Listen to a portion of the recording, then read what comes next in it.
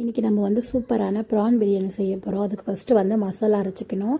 அதுக்கு பார்த்திங்கன்னா 2 காஞ்ச மிளகா, ஒரு பிரியாணி இலை, அதுக்கப்புறம் 2 துண்டு பட்டை, 4 கிராம்பு, 4 ஏலக்காய், அதுக்கப்புறம் 1 ஸ்பூன் வந்து தனியா, 1 ஸ்பூன் வந்து சோம்பு, 1 ஸ்பூன் சீரகம், 1/2 ஸ்பூன் வந்து மிளகு எல்லாமே வந்து நல்லா வறுத்து பவுட்ரு பண்ணி எடுத்துக்கலாம். அதுக்கப்புறம் தக்காளி வெங்காயம் எல்லாமே பார்த்திங்கன்னா கட் பண்ணி வச்சாச்சு. இப்போ குக்கரை வச்சு நம்ம வந்து பிரியாணி செய்ய ஸ்டார்ட் பண்ணிடலாம். எண்ணெய் தேவையான அளவுக்கு ஊற்றிட்டு அது கூட பார்த்திங்கன்னா 1 ஸ்பூன் அளவுக்கு நெய் சேர்த்து ரெண்டுமே நல்லா காஞ்சதுக்கப்புறம் பார்த்திங்கன்னா ஹோல் ஸ்பைசஸ் எல்லாமே சேர்த்துட்டு நல்லா பொரிய விட்டுட்டு அது நல்லா பொரிஞ்சதும் 3 பெரிய வெங்காயம் கட் பண்ணி வச்சுருக்கோம். அதையும் நல்லா சேர்த்து பொன்னிறமாக கொஞ்சம் கோல்டன் ப்ரௌன் ஆகிற வரைக்கும் வதக்கினாலே போதும். அது கூட பார்த்திங்கன்னா 2 ஸ்பூன் வந்து இஞ்சி பூண்டு பேஸ்ட்டு சேர்த்துட்டு அது கூடயே 3 பச்சை மிளகாய் எடுத்து வச்சுருக்கோம். அந்த பச்சை மிளகாயை அதிலே சேர்த்துக்கலாம். இப்போ வந்து நல்லா வதங்கினதுக்கப்புறம் நம்ம கட் பண்ணி வச்சுருக்க 2 தக்காளியை சேர்த்துட்டு கொஞ்சமாக வந்து உப்பு சேர்த்து வதக்கினா நல்லா குழைய வதங்கும்.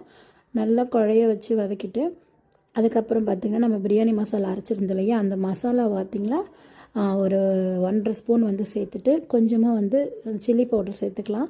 இது வந்து காஷ்மீரி மிளகாய் தூள்ன்றதுனால கலர் தான் தெரியும், காரம் இருக்காது. அதுக்கப்புறம் இறாவை வந்து நம்ம ஆல்ரெடி மேரினேட் பண்ணி வச்சுருக்கோம். என்னென்ன போட்டு மேரினேட் பண்ணோன்னு பார்த்திங்கன்னா தயிர், ரெட் சில்லி பவுட்ரு, உப்பு, மஞ்சத்தூள் இது மட்டும் தான் போட்டு ரெடி பண்ணி வச்சுருந்தோம்.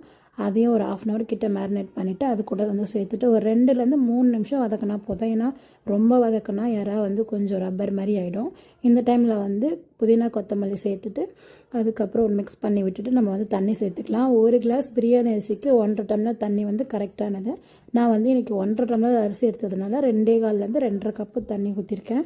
அதுக்கப்புறம் அரிசி போட்டு ரெண்டுத்தையும் பார்த்திங்கன்னா நல்லா சமமாக ஈக்குவல் அளவுக்கு பண்ணிவிட்டு நல்லா கொஞ்சம் கொதிக்க வச்சிடலாம். கொதிச்சதுக்கப்புறம் பார்த்திங்கன்னா தண்ணி அளவும் சாதத்தோட அளவும் வந்து ஒரே மாதிரி கொஞ்சம் ஈக்குவலாக வர டைமில் வந்து லெமன் ஜூஸை வந்து புழிஞ்சு விட்டுட்டு குக்கரை வந்து மூடி வச்சிடலாம். பிரியாணி அரிசி எடுத்தால் மட்டும் ஒரே ஒரு விசில் கொடுத்தா போதும். வீட்டில் நம்ம செய்கிற நார்மல் அரிசி எடுத்திருந்தால் 2 விசில் கொடுக்கணும். அதுக்கப்புறம் பார்த்திங்கன்னா ஒரே ஒரு விசில் கொடுத்துட்டு ஒரு 2 நிமிஷம் வந்து சிம்மில் வச்சுட்டு அதுக்கப்புறம் ஆஃப் பண்ணிடலாம். அப்புறம் விசில் எல்லாமே தானாகவே ப்ரெஷர் போனதுக்கப்புறம் சாதம் எடுத்து பார்த்தா எவ்வளோ சூப்பராக இருக்குது பார்த்திங்களா, கலர்ஃபுல்லாக இருக்குது. நான் இது வரைக்கும் பிரியாணி மசாலாலாம் சேர்த்ததே கிடையாது. எப்போவுமே ரெட் சில்லி பவுட்ரு இது மட்டும் தான் சேர்ப்பேன்.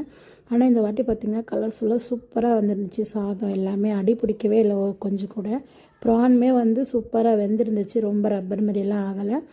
சூப்பரான எறா பிரியாணி ரெடி ஆகிடுச்சு. பாப்பாவுக்கு வந்து நம்ம இப்போ லஞ்ச் பேக் பண்ணியாச்சு. மிக்சரு, அதுக்கப்புறம் வேக வச்ச முட்டை, வஞ்சரம் மீன், அப்புறம் தயிர், ப்ரான் பிரியாணி வச்சாச்சு. இந்த வீடியோ பிடிச்சிருந்தா லைக் பண்ணிக்கோங்க.